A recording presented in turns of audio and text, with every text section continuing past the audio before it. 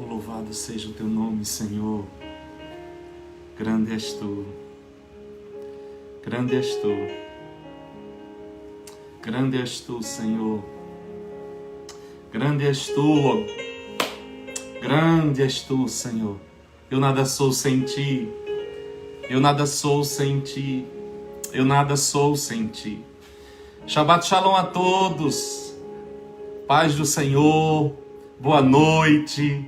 Aqueles que vão assistir esta ministração depois, bom dia, bom momento, né? Aqueles que estão em outros lugares, no Brasil é boa tarde, nos Estados Unidos é boa tarde, que mais? No Japão não sei o que é, né? Mas aonde você estiver, eu desejo a você um bom momento, um bom encontro com o Senhor. Que este momento seja um momento de edificação na tua vida, pois a obra de Deus em Cristo Jesus visa justamente nos edificar. Ele disse: eu edificarei a minha igreja, e as portas do inferno não prevalecerão contra ela. Primeira coisa que eu entendo é que as portas do inferno não prevalecem contra a igreja. Qual igreja? A dele.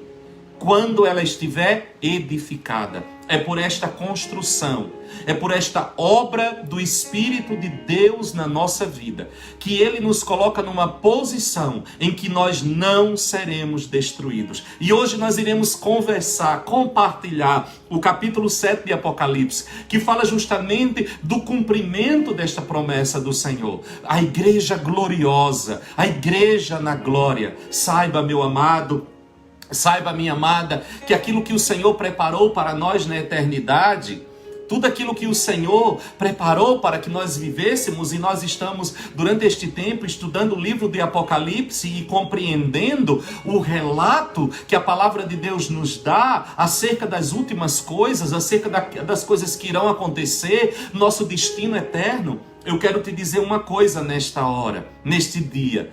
Tudo isso, toda essa obra do Senhor, ela não se dará no momento em que nós enfrentarmos a morte ou o arrebatamento e formos levados para o outro lado. Não. Ele já começou a realizar esta obra em nós. E aquele que começou essa obra vai completá-la. Saiba que você partirá da terra e você continuará na eternidade, aliás, do ponto que você partir desta terra. A morte é inimiga. Uma inimiga que será vencida por cada um de nós. Então não jogue as suas expectativas de transformação e de mudança da sua vida na morte, como se a morte fosse trazer algum benefício para cada um de nós. Não, 1000 vezes não, de maneira nenhuma. Nós já estamos sendo edificados e continuaremos na glória, cresceremos na glória, aprenderemos na glória. Eu estava estudando ontem e hoje, né, e essa semana estudando o capítulo 7 de Apocalipse, mas hoje devotei bastante tempo a este capítulo e eu dizia: meu Deus, como eu tenho vontade de abrir a cabeça de cada crente e colocar dentro dele a visão da glória. Porque muitas vezes nos passaram uma ideia de um céu tão cinzento que nem dá vontade de ir para lá. Um céu tão sem graça. Um céu de pessoas que ninguém se conhece, de um monte de gente com amnésia coletiva. E o céu não é nada disso. A glória não é nada disso. Quando o Senhor vai descrever a glória, nós descobrimos que não tem nada disso. Nós devemos desejar as mansões celestiais. Nós devemos desejar as ricas moradas que o Senhor foi preparar. O lugar que Ele tem preparado para a sua noiva, para a sua igreja. Oh, que o Espírito Santo de Deus neste dia, neste momento, tire o véu dos nossos olhos. Doce Espírito, doce Consolador, Mestre por excelência. Vem sobre nós, tu que fostes enviado da parte de Deus como resposta da oração de Jesus para guiar a igreja a toda a verdade. Toma-nos nas nossas mãos nesta hora, leva-nos pelos caminhos da revelação. Dai-nos espírito de entendimento, ilumina o nosso homem interior, ilumina o nosso ser, para que nós possamos mergulhar neste rio de entendimento, de graça, de revelação. E no poder e na autoridade que há no nome de Jesus, nós destruímos toda fortaleza, todo sofisma, tudo aquilo que vem para roubar a revelação, tudo aquilo que vem para roubar a palavra, toda tradição humana, todo conceito humano que anula a revelação divina, todo torpor de mente, toda dispersão, tudo que vem para impedir a revelação da palavra, que seja destruído em nome de Jesus, que seja destruído pelo poder e pela autoridade do nome de Jesus, e que a luz da palavra penetre em nós, nos levando a viver esta dimensão. E nós daremos a Ti toda a honra, toda a glória, todo louvor e toda adoração, em nome de Jesus. Em nome de Jesus. Amém, amém, amém. Antes de nós irmos para o texto deste dia, o texto que nós vamos ministrar hoje, eu queria desafiar você a compartilhar esta live com outras pessoas, a passar para outras pessoas, a convidar outras pessoas para ter este momento. Queria também desafiar você a, se você pode, para tudo agora. Toma a tua Bíblia, dedica este momento para estudar a palavra do Senhor. Tira toda a dispersão, tudo aquilo que venha para... Eu sei, como disse a Paola, é complicado, o culto em casa, o culto online não é a mesma coisa, né? É meio difícil, muitas vezes, de nós estarmos o tempo inteiro, de nós estarmos aqui e de nós nos dedicarmos, mas faça um esforço. Esse é um investimento precioso de Deus na sua vida. Eu me lembrava esta semana de uma coisa. Eu fui salvo, eu fui alcançado através de um programa de televisão. Eu fui alcançado através da palavra da fé. Na realidade, através de uma fita cassete que entrou na casa paroquial onde eu morava, numa comunidade católica. E ali essa palavra chegou através de eu não sei quem, mas era uma fita de um programa de televisão gravado. Programa da missionária, na época missionária Valnice Milhomens. E aquela fita... a cassete chegou ali e eu coloquei num videocassete. A maioria, grande parte das pessoas nem sabe o que é isso, fita cassete, videocassete. Pois é, eu tenho um diploma de datilografia, meu querido. Então, me respeite. E ali eu fui alcançado. E nos meus dias, na década de 90, quantas milhares e milhares de pessoas foram alcançados pelo Evangelho através do mesmo programa. Eu louvo a Deus pela vida da apóstola Valnice, minha mãe na fé, minha amiga, minha pastora. Eu louvo a Deus pela vida dela, que foi um instrumento que Deus usou para me ganhar para Cristo, para me discipular, para me treinar. Eu digo que ela me deu sopa, sabão e salvação, né? E eu fui alcançado através de um programa de televisão. Eu fui alcançado através de um programa como esse. Louvado seja o nome do Senhor. E quantas centenas de pessoas têm sido tocadas por esta palavra, têm sido instruídas por esta palavra. Jamais imaginei que a esta altura do campeonato, Deus iria me colocar diante de uma câmara para poder ministrar a outras pessoas no mesmo meio, no mesmo caminho pelo qual eu fui alcançado. Eu jamais imaginei uma coisa dessa. Jamais imaginei tal coisa. E aqui estou, reproduzindo o mesmo ato que Deus usou para alcançar a minha vida. E hoje eu estou aqui falando para outros tantos. E você pode fazer parte deste momento. E você pode ser um instrumento. Alguém um dia pegou uma fita cassete e levou ali naquela casa. Não sei se por descuido, não sei como que a pessoa fez, mas ele deixou esta fita cassete ali. E foi uma verdadeira revolução. Eu sou o resultado desta fita cassete. Eu sou o resultado desta pessoa que levou esta fita cassete até aquele lugar ali. Imagina que coisa tremenda. Não sei quem foi, Deus o sabe. Mas hoje eu estou aqui pregando para você. Hoje eu estou aqui ensinando para você. Porque alguém um dia levou uma fita cassete para mim. Você pode fazer parte de tudo isso, mandando esta mensagem para alguém, compartilhando com alguém, dizendo para alguém, veja, ouça, exponha-se.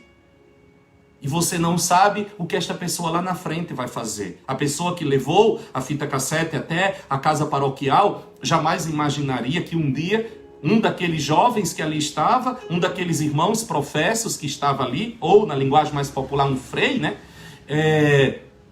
Um dia estaria na Inglaterra pregando o Evangelho, falando do amor de Deus, instruindo e treinando pessoas e discipulando pessoas. Jamais imaginou. Deus toma as coisas que não são para confundir as que são. Ontem eu falava disso no nosso discipulado. Foi tremendo ontem o nosso discipulado. Nenhuma pessoa, ao ser usado por Deus, no momento em que está fazendo aquilo que Deus, pela sua soberania, estabeleceu que fosse feito, a pessoa sabe da dimensão daquilo que ela está fazendo. Um dia, um pregador foi pregar numa comunidade rural nos Estados Unidos, numa igreja batista rural, que atendia pessoas de fazendas, fazendeiros que ali moravam. Pregou um evangelista, poucas pessoas. E ele passou alguns dias ali ministrando. E no meio daqueles que estavam participando daquela campanha, um jovem aceitou a Jesus Cristo. Não sei se mais alguém se converteu durante aquela campanha. Ele passou vários dias ali, pregando para tão pouca gente, e foi embora. Mas um jovem se converteu. Entregou a sua vida a Cristo. E este jovem foi nada mais, nada menos do que o maior evangelista que já se levantou em todos os tempos. Ninguém ganhou mais almas para Cristo do que este homem. Você o conhece como Reverendo Billy Graham. Se todo o trabalho daquele pregador, na vida dele inteira, fosse ganhar Billy Graham, já teria valido a pena. Ele não tinha ideia de que naquela região rural, naquela igreja tão simples que atendia a fazendeiros, estava uma pedra preciosa que Deus iria começar a lapidar para levantá-lo e ganhar multidões para o Senhor. Tudo aquilo que Deus fizer chegar nas suas mãos, faça com toda a dedicação do mundo, porque você não sabe o que Deus está planejando por trás daquilo. Deus não nos mostra tudo. Deus não nos revela tudo. Deus não nos diz tudo. Ele vai mostrando o caminho, passo a passo. E nós só entendemos o agir de Deus na nossa vida quando nós olhamos para trás. Quando nós olhamos no retrovisor é que nós compreendemos que era Ele que estava nos conduzindo. Por isso que você não pode jamais perder as oportunidades que Deus te dá. E nunca pode desprezar aquilo que Deus está fazendo chegar nas suas mãos, porque você está às vezes olhando uma coisa tão grandiosa que ela é apenas uma manifestação do orgulho e da vaidade humana, e você perde aquilo que poderia ser a pedra que iria construir algo muito grandioso. Tudo é grandioso quando é colocado nas mãos do Senhor. Não existe para Deus diferença se você está pregando para uma pessoa ou para uma multidão de pessoas. Tudo é grandioso, porque grandioso é o Deus a quem nós servimos. Então, talvez Deus não tenha te chamado para estar na frente de um canal como esse, pregando a palavra. Ele te chamou para orar? Ele te chamou para simplesmente compartilhar com outras pessoas, enviar para outras pessoas? Você não é menos importante do que o pastor Orlando que está aqui do outro lado falando. Entenda isso. Um desce ao poço, outro segura a corda. O importante é salvar aquele que caiu dentro do poço. Ninguém salva alguém que caiu no poço sozinho. Todos nós, trabalhando em conjunto, vamos fazer a obra do Senhor. A minha função é essa: treinar você, ensinar você, transferir para você aquilo que o Espírito Santo de Deus tem me dado. E eu tenho uma aliança com Deus. Tudo aquilo que Ele me der, tudo aquilo que Ele me ensinar, e tudo aquilo que demorou uma vida inteira para aprender. Eu digo uma vida inteira porque já tem mais de 30 anos que eu estou nessa labuta. Tudo aquilo que eu passei esses anos todos para aprender, eu disse para Deus: eu darei. Eu darei ao teu povo, aqueles que estiverem dispostos a aprender. Mas se juntos nós estivermos, nós iremos muito mais longe. Nós poderemos fazer muito mais. Então, envolva-se, participe. Não seja apenas um passivo na história. Participe, porque você faz parte de tudo isso. Entenda isso, compreenda isso. Você faz parte de tudo isso. Você faz parte dessa história. Amém? Então compartilhe, chame outras pessoas. Que coisa tremenda o que o Espírito Santo está fazendo. Que coisa linda o que o Espírito Santo está fazendo. E Ele vai fazer muito mais através das nossas vidas. Deus trabalha em parceria com os homens. Deus trabalha em parceria conosco. Os céus são os céus do Senhor, mas a terra Ele deu aos filhos dos homens. Não existe nada que Deus faça que não seja em parceria com os homens. E isso é maravilhoso demais. A Bíblia diz que todos quiseram tomar parte neste ministério, nesta coisa linda. Os anjos desejavam fazer esta obra. Os anjos queriam fazer. Mas Deus está chamando o mundo de volta para Ele. reconciliando consigo mesmo o mundo através das nossas vidas. Paulo nos chama de embaixadores de Deus em Cristo Jesus. Isso é maravilhoso. Isso é um santo privilégio. Fechado este parêntese, vamos ao texto de hoje, que está em Apocalipse capítulo 7. Apocalipse capítulo 7. Vamos ler o capítulo e depois nós iremos trazer algumas explicações em cima do texto, ressaltando aquilo que o Senhor tem nos falado, tem nos mostrado dentro deste capítulo. Confesso que a cada capítulo de Apocalipse dá um gelo no estômago, perguntando, Senhor, será que eu dou conta? Eu conto com as orações dos amados para poder continuar com este desafio de Deus de ministrar, capítulo a capítulo, o livro de Apocalipse. A revelação de Jesus Cristo. A revelação de Jesus Cristo. E hoje nós iremos falar sobre a igreja na glória. A visão que João vai ter da igreja na glória. Veja-se no meio desta multidão que João vai ver e vai trazer para nós. E diz assim o texto sagrado de Apocalipse 7.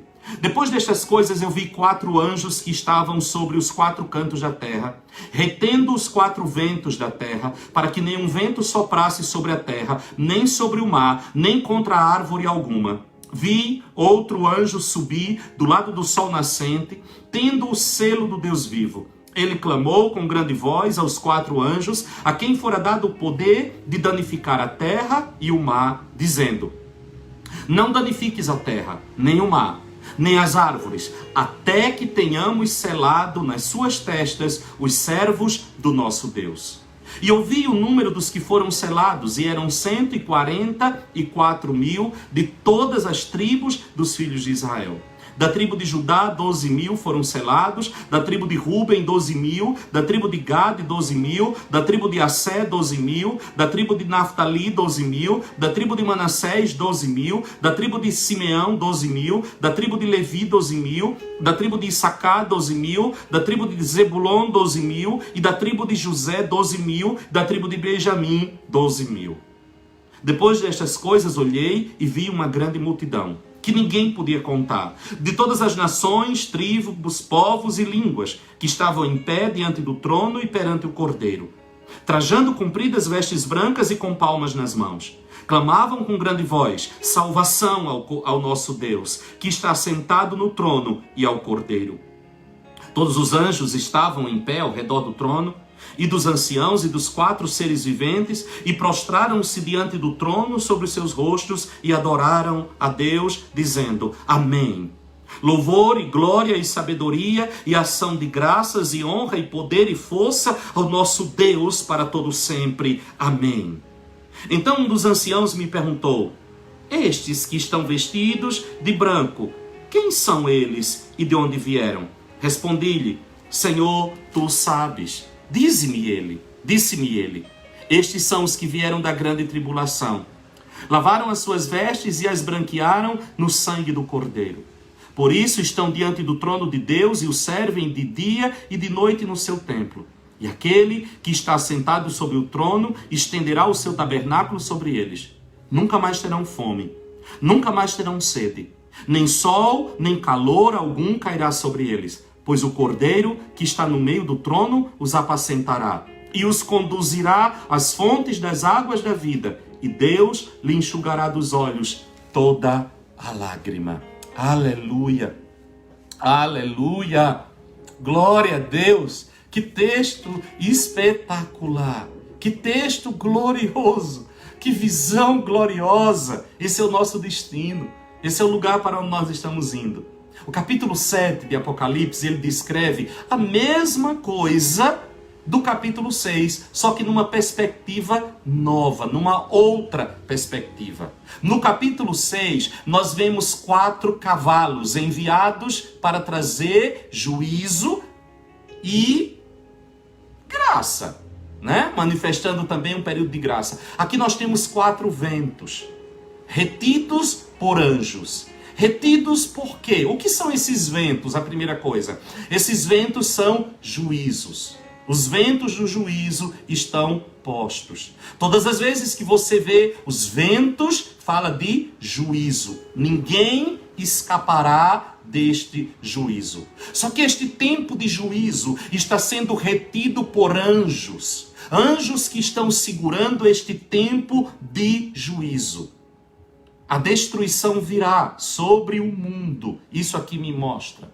A destruição virá. Este vento tocará a terra e o mar. Nada ficará de fora. Mas eu tenho uma notícia gloriosa para trazer para você hoje. A igreja do Senhor estará sendo protegida. Os santos marcados.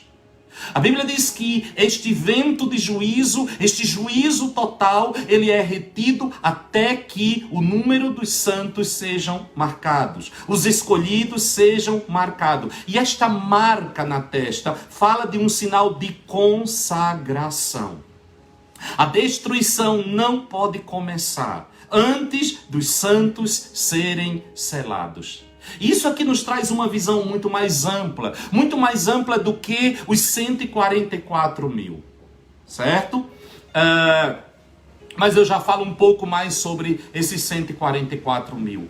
Há algo que retém a operação do juízo de Deus. Há algo que impede a operação do juízo de Deus. Até mesmo a manifestação do anticristo na terra, ela é retida pela operação do Espírito Santo de Deus. Enquanto o Espírito Santo de Deus estiver nesta terra, Satanás não terá liberdade plena para fazer o que ele bem quiser, porque o Espírito de Deus resistirá e impedirá Satanás de completar os seus projetos de destruição. E aonde é que este Espírito está? E como que o Espírito trabalha? O Espírito reside na igreja de Jesus Cristo, que é o seu corpo. E o Espírito opera na terra em parceria com a igreja de Jesus Cristo. Para que o filho da perversidade possa se manifestar, o Espírito Santo vai ter que ser tirado da terra. E quando o Espírito Santo for tirado da terra, a casa onde ele mora será levada juntamente com ele. E este acontecimento, a Bíblia chama de arrebatamento.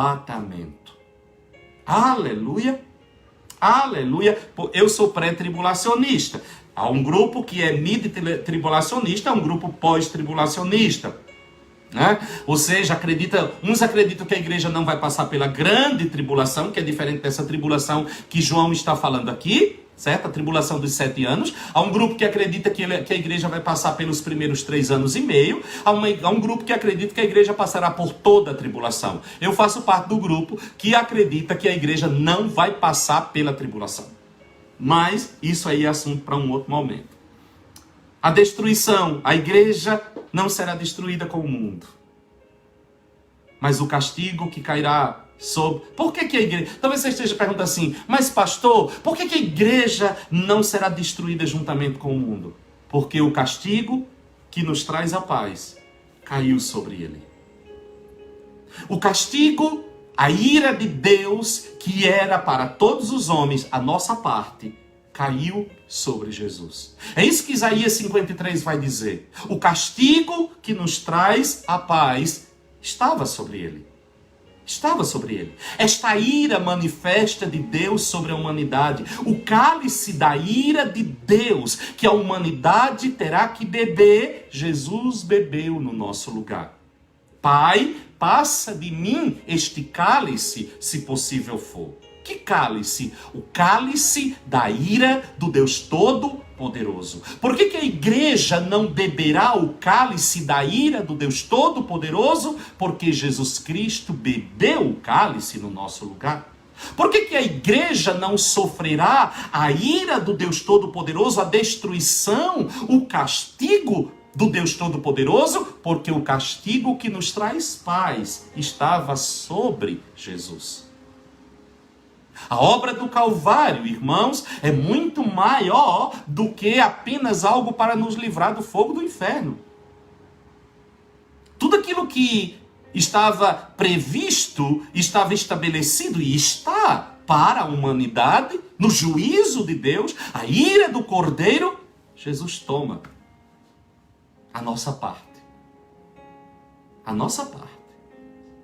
O mundo sofrerá a ira de Deus. Toda a criação sofrerá a ira de Deus. Os homens sofrerão a ira de Deus. E a igreja? Jesus já sofreu do nosso lugar. Ele tomou sobre si a nossa maldição. A minha parte neste juízo, Jesus já pagou há 2000 anos atrás na cruz do Calvário. A minha parte nessa destruição, Jesus já levou na cruz do Calvário há 2000 anos atrás. Isso não é glorioso? Isso não é espetacular? Salvação é muito mais do que livrar-nos do fogo do inferno. Ele tomou o nosso lugar. Ele assumiu o nosso lugar no juízo de Deus. Aprove a Deus. Jesus é o nosso substituto em tudo. Ele nos substitui na ira. Quantas vezes você não já leu Isaías 53 e declarou: o castigo que me traz a paz estava sobre ele. O castigo que... De que castigo? Este castigo que virá sobre a humanidade, produzido por estes 4 ventos que estão sendo retidos por estes 4 anjos. Este castigo sobre você que nasceu de novo, sobre você que tem o nome escrito do livro da vida, não virá. Porque o castigo que traz paz estava sobre ele. Aleluia! E o selo? O que é que este selo vai falar? Primeira coisa que eu quero antes de nós irmos... Não, vamos primeiro para o selo. Quando a Bíblia fala aqui que era necessário que estes fossem selados. Pastor, é uma marca, é um carimbo, é um chip, é um... Não, irmãos. Este selo fala de proteção. A primeira coisa que este selo fala, os servos do Senhor são marcados. Fala de uma proteção. Que não venha a ira, antes de ser colocado sobre a fronte dos escolhidos do Senhor, o selo de proteção. Vocês estão protegidos. Este selo fala de propriedade. Quando algo era selado, identificava a quem pertencia. Você foi selado com o Espírito Santo. Você foi selado por Deus. Você tem dono. Você tem um Senhor. O selo fala de propriedade. Eu sei a quem eu pertenço. Jesus não é apenas o meu Salvador. Jesus é o meu Senhor. Ele é o meu Senhor. Isso fala de dono, de senhorio. Ele tem autoridade total sobre a minha vida. Ele é o dono da minha vida. E o selo fala de genuinidade. O que está selado não pode ser adulterado. Olha o que é que vai dizer o versículo 14. Respondi-lhe: Senhor, tu sabes, dissestes, estes são os que vieram da grande tribulação e lavaram as suas vestes e as branquearam no sangue do Cordeiro. São meus. Tem dono. Não pode ser adulterado, não pode ser maculado. Pertence. O seu Senhor e dono os mantém, os guarda, os protege. Aleluia! Glórias a Deus. Mas, amados, há 3 elementos nesta visão. Primeira coisa que nós temos que entender aqui neste capítulo. Uma advertência. Uma advertência de tempos difíceis que estão pela frente. O Senhor está trazendo uma advertência. Há tempos terríveis que estão para chegar. Tudo isso que nós estamos vivendo, tudo isso que nós estamos provando, tudo isso que as nações estão enfrentando durante este tempo de pandemia é apenas o princípio das dores. Eu gostaria de chegar aqui e dizer para vocês que em 2021 tudo vai melhorar. Podemos até ter um gap, um espaço para respirar. Mas, queridos, não se iluda. Não se iluda. Coisas piores virão. Coisas mais terríveis virão. As nações, é como a palavra de Deus vai falar, são dores de parto. São dores, os princípios das dores. Dores de parto, assim como uma mulher, quando está em contrações para ter um filho, as dores vêm, há um espaço, elas vêm depois. Primeiro os espaços são mais longos, depois esses espaços, as que já tiveram filhos aqui podem explicar melhor do que eu. Depois os espaços dessas contrações vão se encurtando até que chega o momento do filho vir à luz. Pois bem, estas dores de parto da criação, elas vão acontecer cada vez mais em espaços mais curtos. Os abalos sobre as nações, os juízos sobre as nações virão cada dia em espaços mais curtos. Mas ao mesmo tempo que esta visão traz uma advertência, ela traz uma segurança. Os selados não serão condenados com o mundo. Serão dias tão difíceis, amados, que Jesus disse que rogou ao Pai pedindo: Pai, abrevia o tempo, senão nem os eleitos iriam suportar. O Senhor rogou a Deus para que o tempo fosse abreviado, para que os dias não se alongassem tanto, porque senão ninguém suportaria a ira do Senhor sobre a terra. Mas eu tenho uma notícia maravilhosa: os selados serão poupados. Os selados não serão destruídos nem condenados juntamente com o mundo. Outro elemento espetacular nesta visão é uma recompensa. Os que lavaram as suas vestes no sangue desfrutarão da bem-aventurança eterna. Aleluia! Há uma recompensa para mim, há uma recompensa para você. Então essas três coisas que esta visão do capítulo 7 traz: uma advertência, uma segurança e uma recompensa. A advertência fala de que os dias que se aproximam serão dias muito difíceis.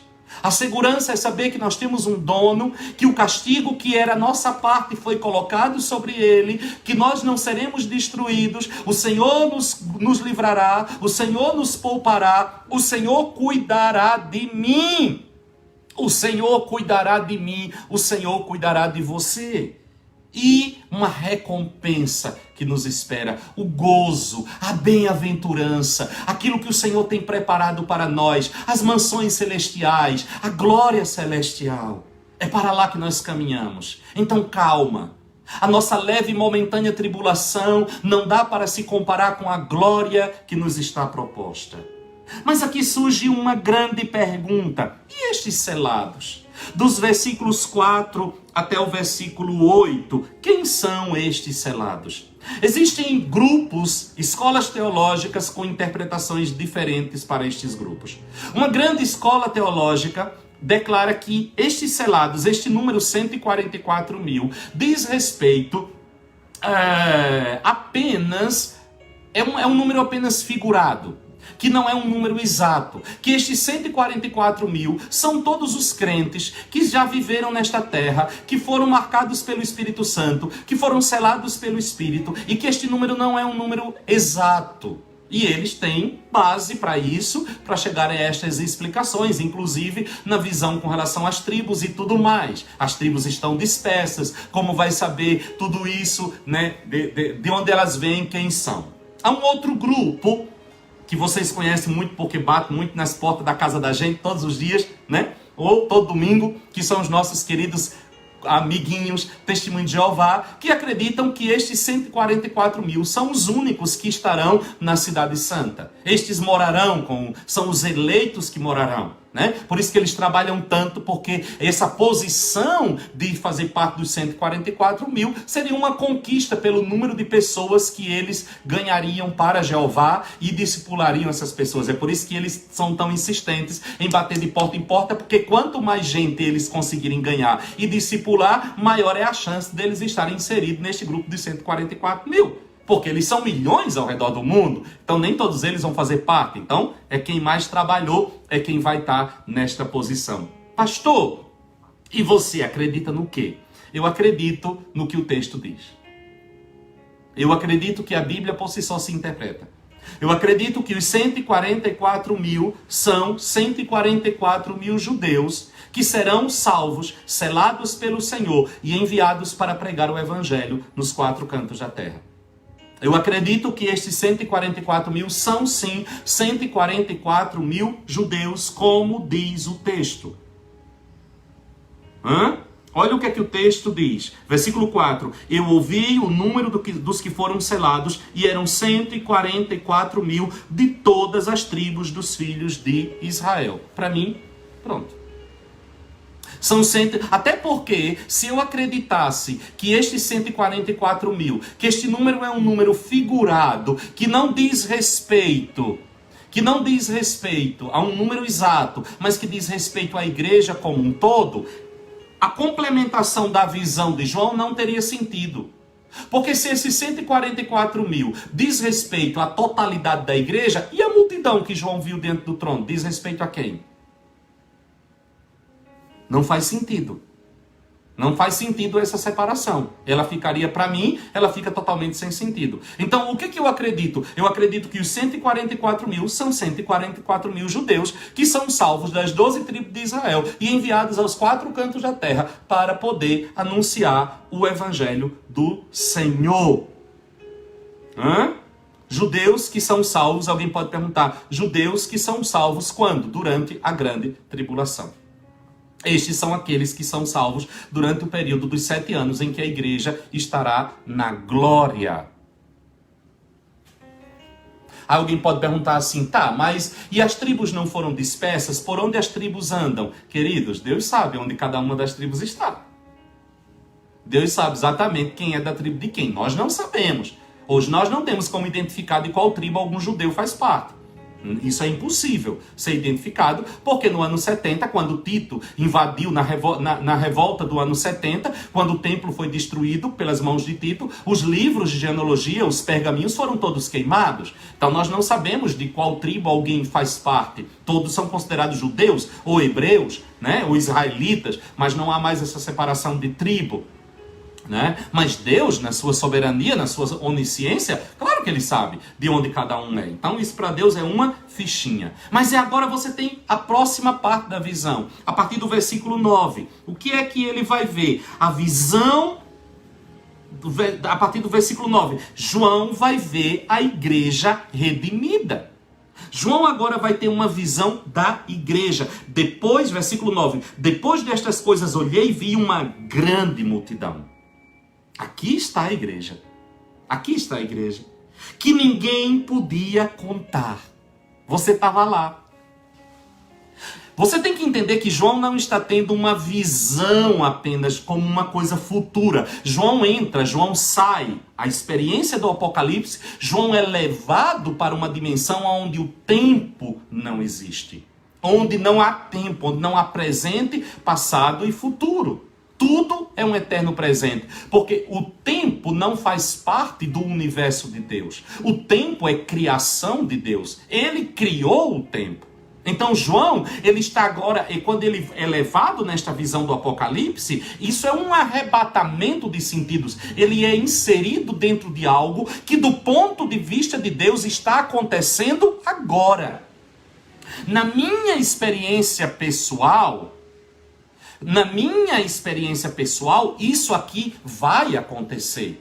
Mas na experiência de Deus, isso aqui está acontecendo agora. Esta multidão está lá agora. No tempo e no espaço, eu estou aqui no planeta Terra. Mas em Deus, no mundo do Espírito, eu estou lá diante do trono. Parece uma loucura isso. Porque a nossa mente está aprisionada ao tempo. A nossa mente está aprisionada a este universo controlado pelo Cronos, a coisa cronológica. Mas Deus não. Deus não. Agora vamos ver algumas coisas que João vai identificar nesta visão espetacular. A primeira coisa aqui que eu acho espetacular nesta visão da igreja. Vamos pensar na igreja que João vê na glória. A igreja redimida, a igreja da glória. Essa multidão que ninguém podia contar. A primeira coisa que nós vamos detectar aqui é que nós conservaremos a nossa identidade. A igreja na glória não é uma massa uniforme. A igreja na glória, a coisa que as pessoas mais me perguntam, principalmente os jovens, pastor, no céu nós vamos nos reconhecer? Claro! Na glória nós vamos nos reconhecer? Claro! Saberemos quem somos, a vida que tivemos aqui na terra, conversaremos, compartilharemos, vamos falar muito sentados debaixo da árvore da vida, deste tempo de pandemia, as labutas que nós tivemos. Pastor, então como é que vai ser? Por exemplo, eu vou encontrar minha mãe no céu. Eu vou saber que ela foi minha mãe na terra? Claro que vai saber. O que não vai existir entre você e ela é o sentimento que Deus colocou, que faz parte da sua natureza terrena, que Deus estabeleceu e colocou em nós para nós vivermos aqui na terra. Olha o que Paulo vai dizer. Assim como são os corpos celestiais, são os corpos naturais. O terreno e o celestial. Há uma diferença. Os sentimentos que nós temos aqui dizem respeito à nossa vida terrena. É por isso que Jesus diz assim, no céu não se casam e nem se dão em casamento. O que ele está querendo dizer? Estes vínculos familiares, este sentimento, ele não existirá. Ele faz parte da nossa natureza terrena. Pastor, então no céu eu vou lembrar e eu vou procurar por algum parente meu, alguém que eu amei, e eu vou saber que ele não veio para o céu, ele está no inferno? Vai saber. Mas isso não vai me dar um desespero? A informação que você vai ter não vai produzir este sentimento.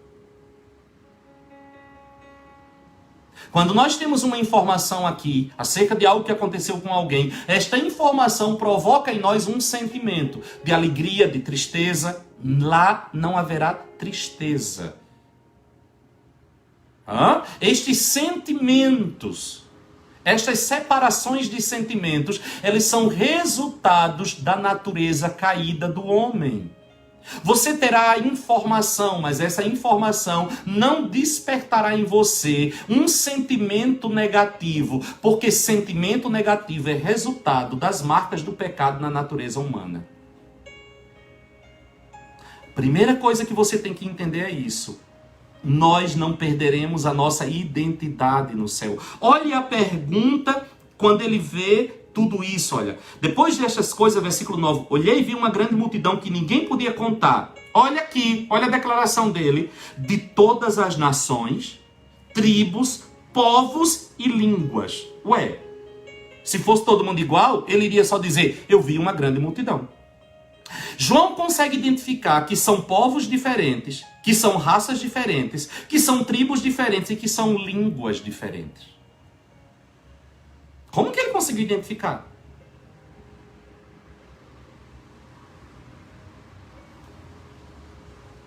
Pare de assistir aqueles filmes, aquelas novelas que aparece um monte de gente no céu andando, vestido de branco, uma fumacinha subindo, aquele povo se encontrando, ninguém olha pra ninguém, ninguém sabe quem é ninguém. Que horror, que céu sem graça. Um céu de gente que ninguém sabe quem é quem, de onde veio, para onde vai, o negócio vai desmemoriado. Horroroso aquele céu. Quero não, aquilo não. Não. João identifica a separação. E aí há uma coisa que é interessante. Clamavam, ele vai falar que eles estavam vestidos de vestes brancas, com palmas nas mãos, clamavam com grande voz, salvação ao nosso Deus, Quando chega, no versículo 13 ele diz assim, quem são estes? Quem são estes?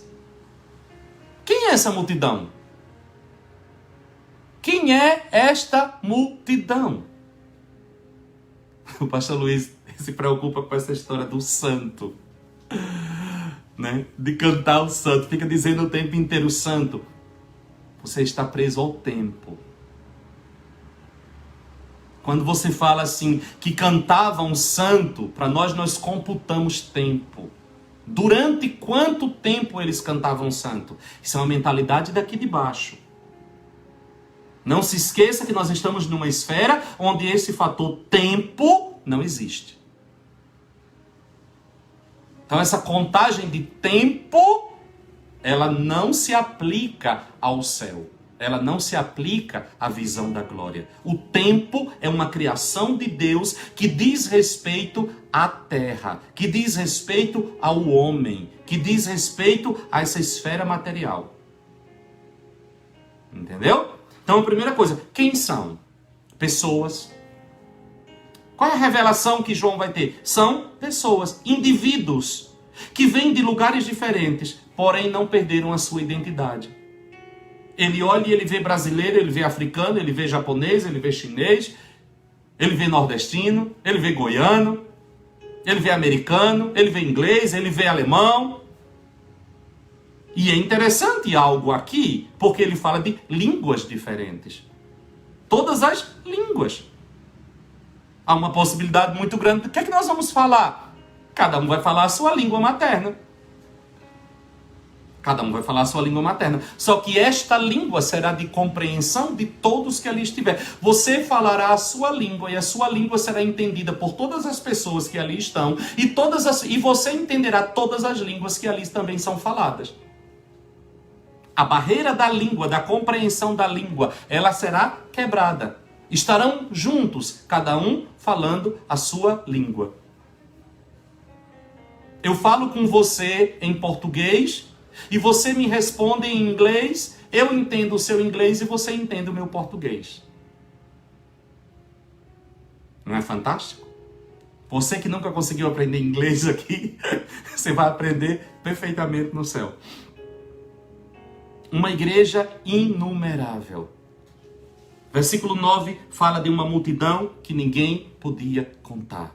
Eu não sei por que as pessoas têm uma ideia de que o céu vai ter meia dúzia de pessoas e o inferno vai estar lotado. Ah, são poucos os escolhidos. Que horror, né? Ah, pastor, mas a Bíblia fala que muitos são chamados e poucos são os escolhidos. Aquilo é ministério, filho. Aquilo é para chamado de ministério, de realização da obra. Tem nada a ver com salvação.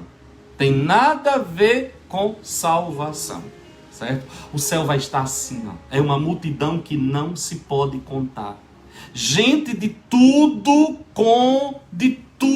quanto é lugar. De todas as tribos, línguas, povos, raças e nações. Uma multidão inumerável que não se pode contar. Uma igreja universal. Não é aquela. Por quê? Procedentes de todas as tribos, de todas as culturas, de todas as línguas, de todos os povos, de todos os lugares e de todos os tempos. Isso me dá uma liberdade de entender. Deus não está com um olhar específico e especial em uma única nação. Ah, e tal nação é escolhida. A nação de Deus é essa. Vós sois a nação santa, o povo adquirido. A obra de Deus não é levantar uma nação na terra. A obra de Deus é salvar todos os homens. Eu vim buscar e salvar o que se havia perdido.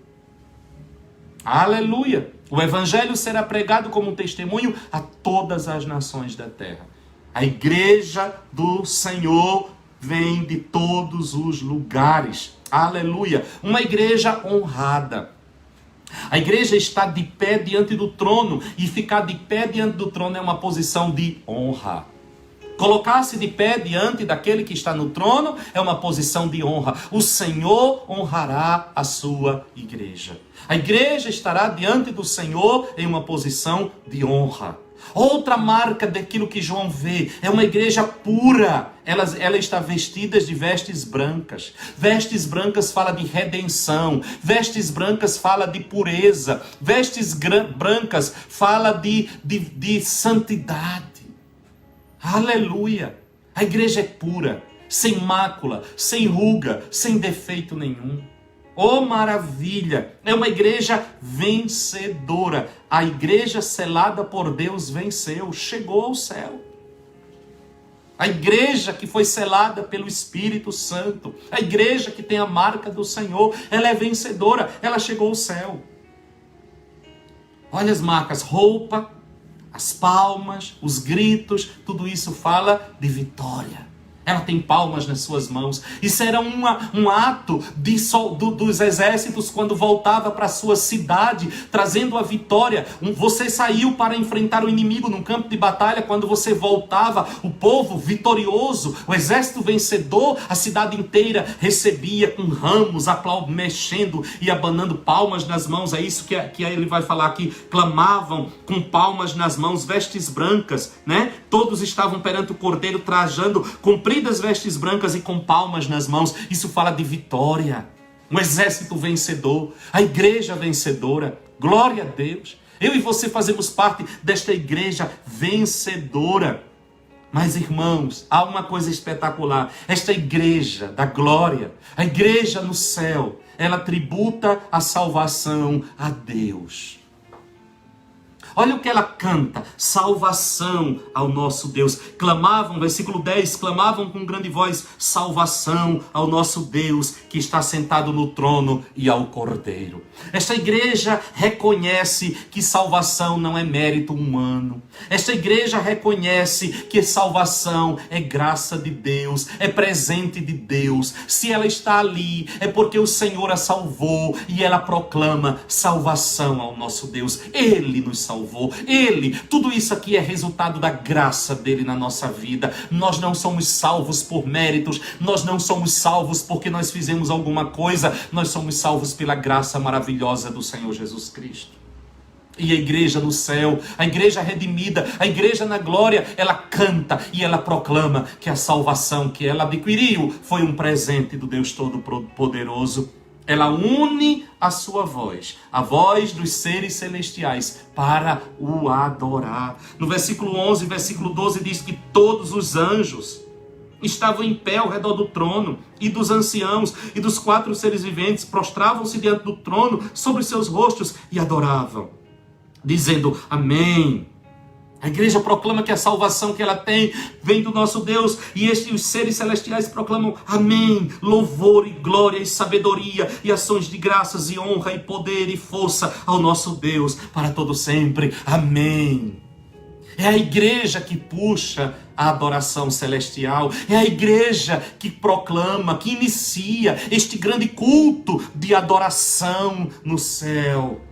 E ela é seguida pelos seres celestiais. E a primeira declaração da igreja no céu é que a salvação que ela tem foi Deus que a deu. A primeira declaração, o primeiro cântico da igreja é um cântico de gratidão ao Cordeiro que a salvou. Aleluia! Ela atribui, ela dá tributos ao Cordeiro que a salvou. E os seres celestiais se unem a esta igreja. Enquanto a igreja está de pé, num lugar de autoridade, num lugar de honra, declarando a salvação que nós temos, foi o Cordeiro que nos deu, os seres celestiais se levantam e gritam amém, e declaram honra, glória, louvor, sabedoria ao nosso Deus para sempre, amém. Que coisa gloriosa! Que coisa gloriosa! E é interessante que somente a igreja proclama a salvação. Somente a igreja. Porque somente esta igreja pode declarar em uma compreensão em si mesma de que tudo que ela é pela graça do Senhor. Os seres celestiais não provaram redenção. Os seres celestiais não sabem o significado disso. Mas nós sabemos. Nós sabemos. Somos salvos pela graça do nosso Deus. Aleluia! Mas João fala também da procedência desta igreja. Elas vieram da grande tribulação do mundo. Esta multidão que não se pode contar, ela vem da tribulação do mundo. Os crentes, em todos os tempos, em todas as épocas, enfrentaram tribulações. Olha o que vai dizer, deixa a sua Bíblia aberta aí em Apocalipse, e vamos lá em Timóteo. 2 Timóteo, capítulo 3. 2 Timóteo, capítulo 3, versículo 12. 2 Timóteo, capítulo 3, versículo 12. Essa tribulação que ele está falando não é a tribulação dos 7 anos. Ele está atribuindo a multidão da igreja, a igreja. 2 Timóteo, capítulo 3, versículo 12, diz assim: e na verdade, todos os que desejam viver piedosamente, em Cristo Jesus, padecerão perseguições. Jesus disse, no mundo vocês vão ter aflições. No mundo vocês vão ter aflições. Jesus, na sua oração sacerdotal, ele diz, Pai, eu já não estarei no mundo. Tu me destes. Eles eram do mundo e tu me destes, e agora eles são meus. Eu não estarei mais no mundo, mas eles estarão no mundo. O mundo não os receberá como não recebeu a mim. O mundo os odiará, porque odiou a mim primeiro. Eu não estarei mais no mundo. E eu não peço que tire eles do mundo. Meu Deus, que oração, não? Eu não peço que tire eles do mundo, mas que os livre do mal. Eles vão estar inseridos em um mundo que os odeia. Eles vão estar inseridos em um mundo que os vai perseguir. Eu não peço para tirar eles de lá. Só livra eles do mal. Uau. Então, não existe. Atos capítulo 14. Atos capítulo 14. Este evangelho sem perseguição não existe, irmãos. Atos capítulo 14, versículo 22. Diz assim a palavra: confirmando os ânimos dos discípulos, exortando-os a permanecer firmes na fé, dizendo que por muitas tribulações nos é necessário entrar no reino de Deus. Até chegar lá, vamos passar por muitas tribulações. Quem são estes? Quem são estes? São os que vieram de uma grande tribulação. Paulo termina sua vida dizendo: combati o bom combate, guardei a fé. No mundo nós temos tribulações, aflições, lutas. Tem de bom ânimo. Eu venci o mundo, disse Jesus. A identidade da igreja, versículo 14. A identidade da igreja. Senhor, tu sabes, disse-me ele, estes são os que vieram da grande tribulação e lavaram as suas vestes e as branquearam no sangue do Cordeiro. Uau! O sangue do Cordeiro. Quem são estes? Os que venceram a grande tribulação da vida. Venceram como? Pelo sangue do Cordeiro. A base da redenção é o sangue de Jesus Cristo. A base da vitória da igreja é o sangue de Jesus Cristo.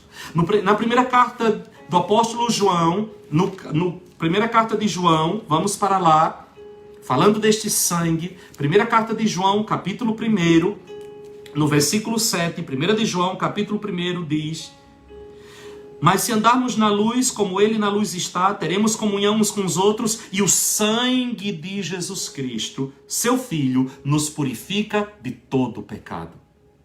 O sangue nos purifica de todo o pecado. O sangue nos limpa de todo o pecado. Mas mais ainda, o sangue faz propiciação pelos nossos pecados. Romanos capítulo 3, no versículo 25. Romanos capítulo 3, deixe Apocalipse lá por um instante. Romanos capítulo 3, no versículo 25 diz assim: Deus o propôs para propiciação pela fé no seu sangue, para demonstrar a sua justiça pela remissão dos pecados dantes cometidos sob a tolerância de Deus. O sangue faz propiciação pelos nossos pecados. Efésios capítulo 1, versículo 7. Efésios capítulo 1, versículo 7, diz assim: nele temos redenção pelo seu sangue. Pelo sangue nós temos redenção. Redenção, a remissão dos pecados, segundo as riquezas da sua graça. O sangue produz redenção. Colossenses capítulo 1, no versículo 20, diz: e que, havendo por ele feito a paz pelo sangue da sua cruz. O sangue de Jesus é o que traz paz entre o homem e Deus. Por meio dele, do sangue, reconciliar-se consigo mesmo todas as coisas, tanto as que estão na terra como as que estão no céu. O sangue é o que nos traz paz. O sangue é o que derruba a barreira de inimizade. E 1 de Pedro, capítulo 1, no versículo 19. 1 de Pedro, capítulo 1, versículo 19, diz assim a palavra: mas com o precioso sangue de Cristo, como de um cordeiro, sem defeito e sem mancha. Versículo 18 diz: sabendo que não foi com coisas corruptíveis como a prata ou o ouro que fostes resgatados da vossa vã maneira de viver, a qual por tradição recebeste dos vossos pais, mas pelo precioso sangue de Cristo. O que nos comprou? O que nos resgatou? Qual o preço que foi pago pela nossa vida? O sangue de Jesus Cristo de Nazaré. E é por isso que quando João pergunta: quem são estes? Olha a voz celestial. Estes lavaram as suas vestes e as branquearam no sangue do Cordeiro. Por que eu estou aqui? Por causa do sangue do Cordeiro. O sangue que foi derramado no meu lugar. O sangue que foi derramado pela minha redenção. É a base da minha entrada na cidade santa. É a base da minha vitória. É a base de eu chegar diante do Senhor. Louvado e engrandecido seja Deus pelo sangue derramado na cruz do Calvário. O sangue de Jesus tem poder. O sangue de Jesus é a base da vitória da igreja. O sangue de Jesus é a base da derrota de Satanás. Você é vencedor por causa do sangue de Jesus. O sangue de Jesus está sobre você. Aleluia! No versículo 15 até o versículo 17, João vai ter uma visão da missão eterna da igreja. Qual é a missão eterna da igreja? Versículo 15 vai dizer: por isso, porque eles foram resgatados pelo sangue, eles estão diante do trono de Deus. O que é que me dá autoridade para estar diante do trono do Senhor? O sangue. E veja, não apenas quando nós partirmos, mas agora.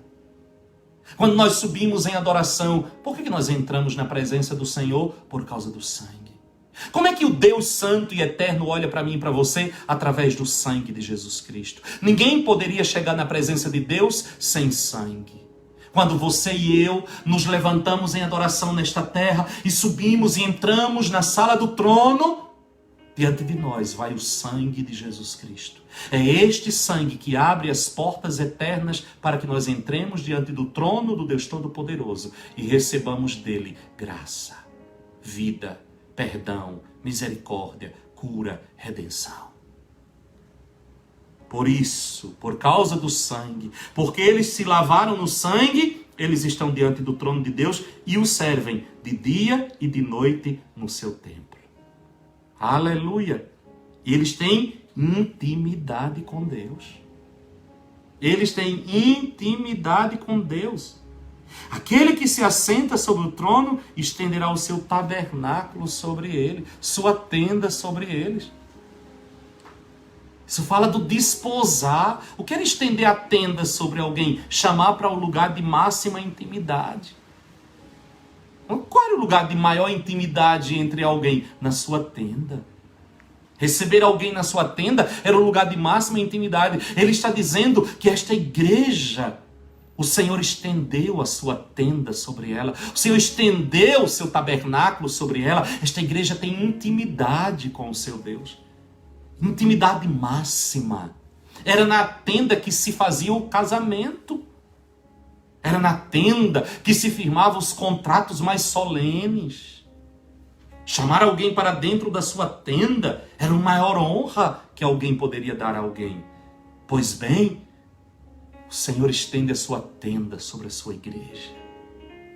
O Senhor estende a sua tenda sobre a noiva. Aleluia! Aleluia!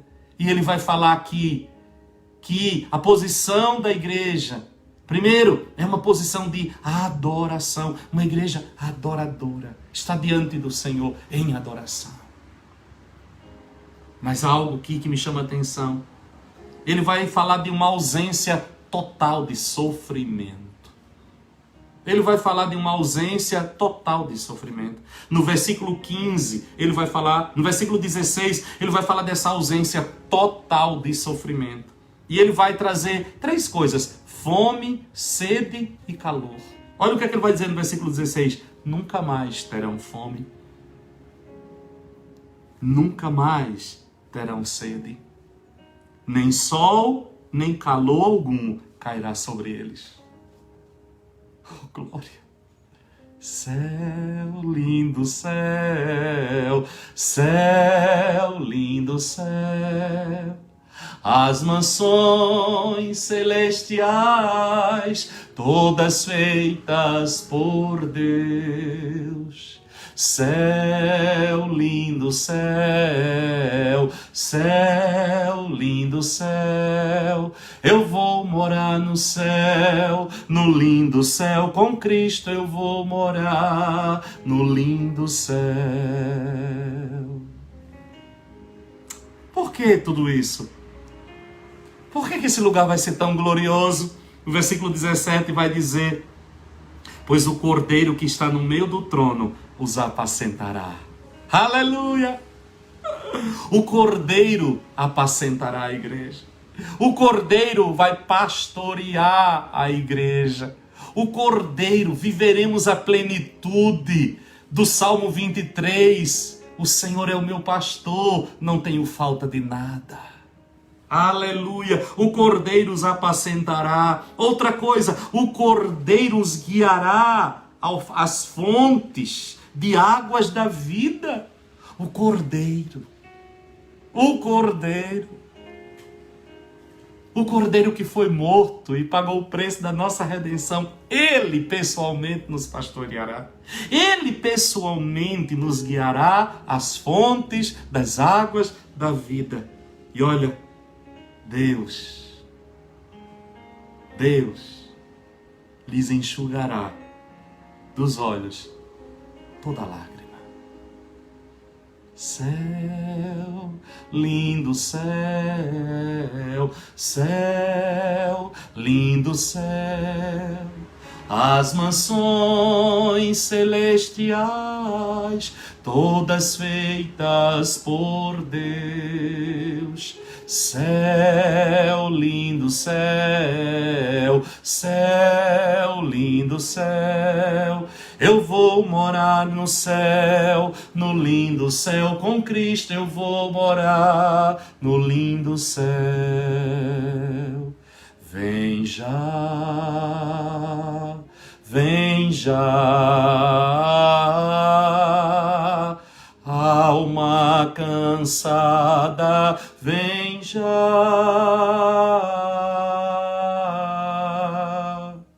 Manso e suave, Jesus convidando,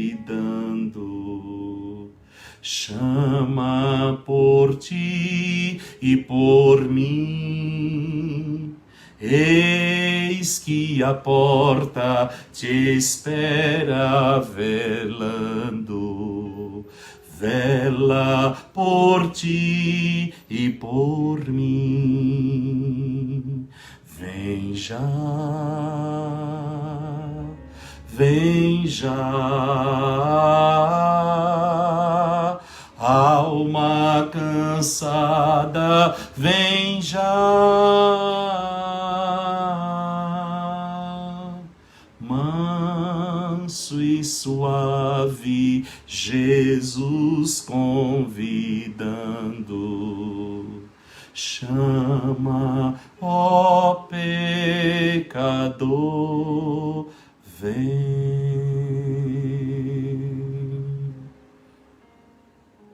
O capítulo 7 de Apocalipse termina mostrando as glórias dos remidos na eternidade. Este capítulo que começa falando da destruição que virá sobre a terra, sobre aqueles que não aceitaram, que não têm a marca do Cordeiro na sua vida, sobre os ventos que saem dos quatro cantos do céu para trazer juízo e destruição sobre a terra e o mar. Este capítulo termina falando da glória que está reservada para aqueles que têm a marca do Senhor. Aqueles que não sofrerão o castigo da destruição, pois o seu Senhor já sofreu no seu lugar. De qual grupo você faz parte?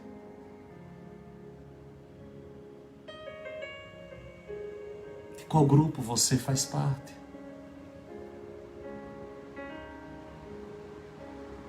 Onde você será contado?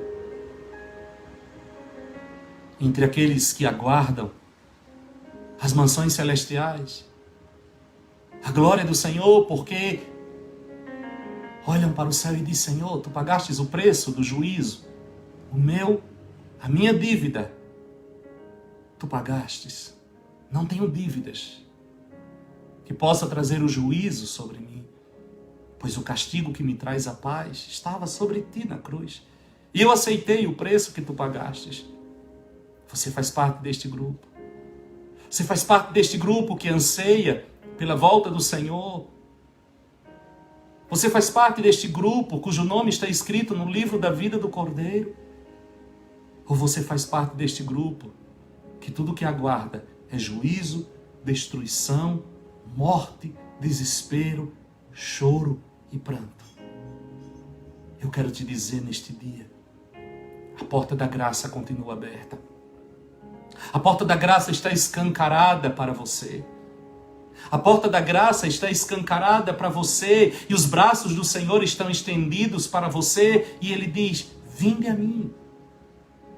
Vinde a mim. Você não precisa sofrer o castigo que está determinado para a humanidade.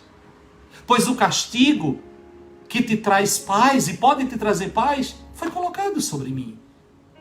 Se hoje tu abrires o teu coração e disseres, eu aceito o pagamento que tu fizestes no meu lugar. Este castigo que está determinado para a humanidade como um todo virá, sim virá, mas não virá sobre ti, porque tu te levantarás e dirás, a minha parte caiu sobre ele. Deus fez cair sobre o seu filho a minha parte, e eu aceitei. Eu aceitei o pagamento que ele fez no meu lugar. Eu creio. Eu recebi o escrito de dívida que havia contra mim, que dava direito de que o castigo destinado no fim dos tempos viesse sobre mim. Ele rasgou na cruz do Calvário. Nenhuma condenação há mais para mim. Se hoje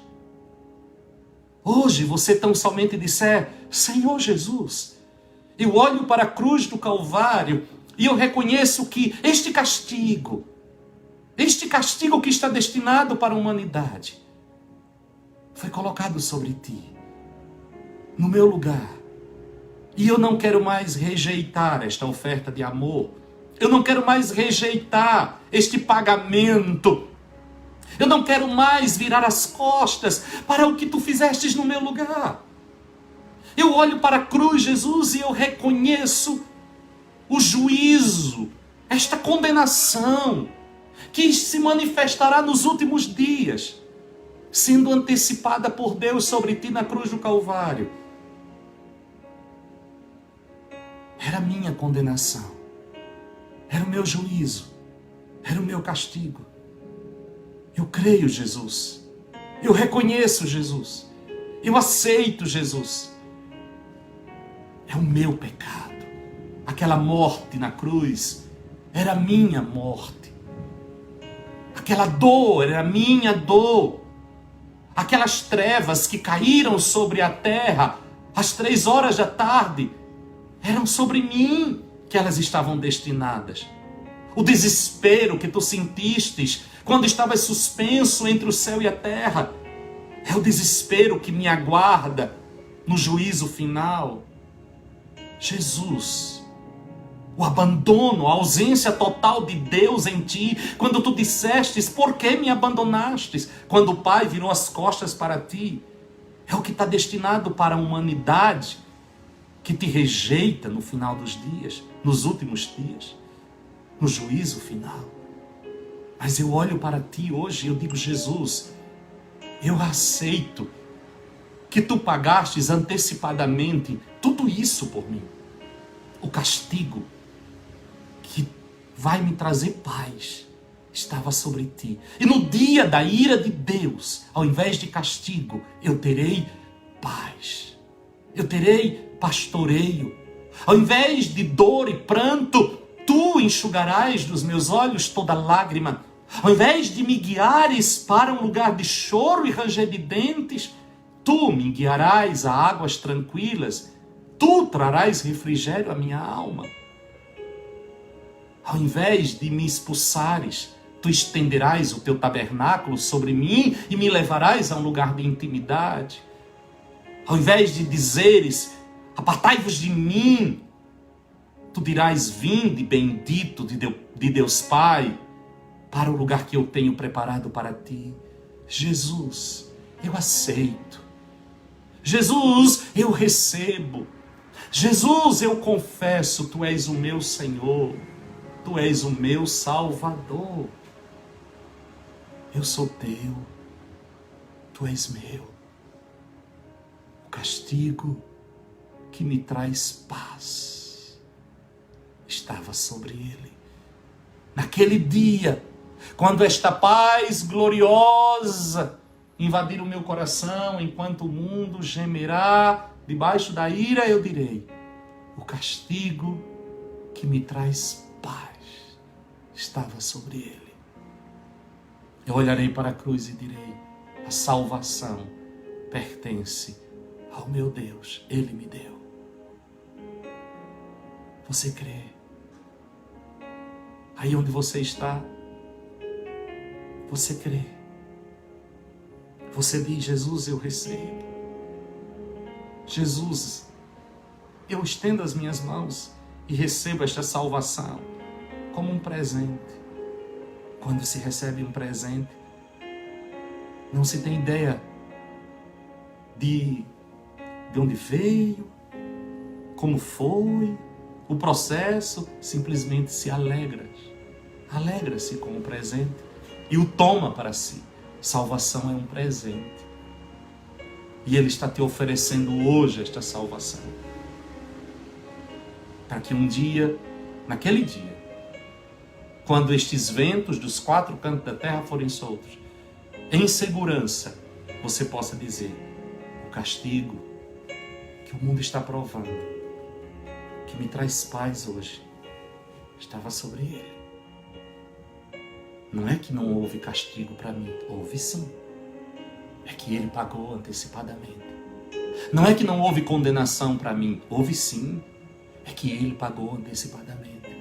Não é que não veio ira de Deus sobre mim, veio sim. É que ele pagou antecipadamente.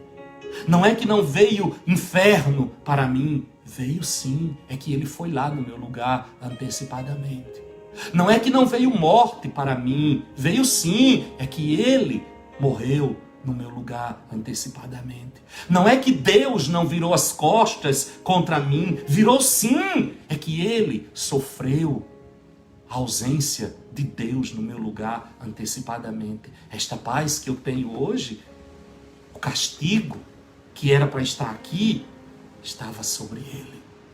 Pelas suas feridas eu fui sarado. Pai, eu oro por cada vida que nesta hora abre o coração e diz: eu creio, eu recebo. Eu creio, eu recebo, eu creio, eu recebo. Em linha com a tua palavra que não pode falhar, eu declaro na autoridade que me é dada que todos os seus pecados são perdoados e que Satanás perdeu hoje todo o direito e toda a autoridade sobre estas vidas. Escreve, ó Deus, o nome de cada um no livro da vida do Cordeiro e escreve nas tábuas do coração de cada um a consciência de que o castigo que nos traz paz estava sobre ele. Deus não isentou-nos do castigo.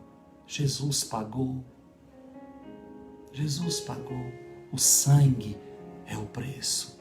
O sangue é o preço. O sangue é o preço. O sangue é o preço. Que a tua presença gloriosa, que a tua presença bendita e a segurança da redenção, da salvação invada o coração de cada um. Cada um. A minha vida, a vida dos meus irmãos, seja tomada pela consciência da redenção. Em nome de Jesus Cristo. Em nome de Jesus Cristo. Amém. E agora, Pai, quando nós traremos os nossos dízimos e as nossas ofertas a Ti, porque nós somos Teus e tudo que é nosso é Teu, e aquilo que nós temos nas nossas mãos nada mais é do que a manifestação da Tua graça, e como um reconhecimento disso, nós trazemos os nossos dízimos e ofertas na Tua casa, para que a porta do Evangelho continue aberta, para que haja alimento na tua casa, para que haja provisão na tua casa e para que fique registrado no mundo espiritual de que nós temos consciência de que tudo que temos e somos vem das tuas mãos. Nós consagramos a vida financeira do teu povo, nós consagramos estes dízimos, nós consagramos estas ofertas, nós consagramos cada contribuição, nós consagramos cada centavo que é colocado na tua obra. E abençoamos o teu povo com prosperidade, Pai, no nome bendito de Jesus Cristo. E abençoamos a tua igreja dizendo que Yahvé vos abençoe e vos guarde, que Yahvé faça resplandecer o seu rosto sobre vós e tenha misericórdia de vós. Que Yahvé sobre vós levante o seu rosto e vos dê shalom. Que a graça salvadora de Jesus o Cristo, o amor de Deus, o nosso eterno e soberano Pai, e a presença bendita do Espírito de Deus esteja convosco, com vossas famílias, com toda a igreja espalhada na face da terra, hoje e sempre. Amém. Amém. E amém. Amém. Uau! Glória! Próxima semana estaremos no capítulo 8, o 7º selo e o incensário de ouro. Glória! Que tremendo! Que tremendo! Você foi abençoado através dessa mensagem. Não deixe de compartilhá-los com outras pessoas. Não deixe de passar para outros e assim se tornar um anunciador do Evangelho, das boas novas de Cristo, para que nós possamos ser edificados dia após dia pelo Deus que nos salvou. Que Deus te abençoe, que Deus te guarde. Não se esqueça, amanhã, às 4h, nosso culto, a partir de South-End-on-Sea, nós estaremos recebendo a palavra do Senhor, através do pastor Luiz, pastora Jacira, nossos irmãos ali em South-End. Que Deus te abençoe, que Deus te guarde, que Deus te proteja, que Deus te cubra, que Deus te renove e que esta palavra seja o alimento da sua vida dia após dia. Deus te abençoe, fique com Deus. Até amanhã, se Deus quiser. Shalom, shalom!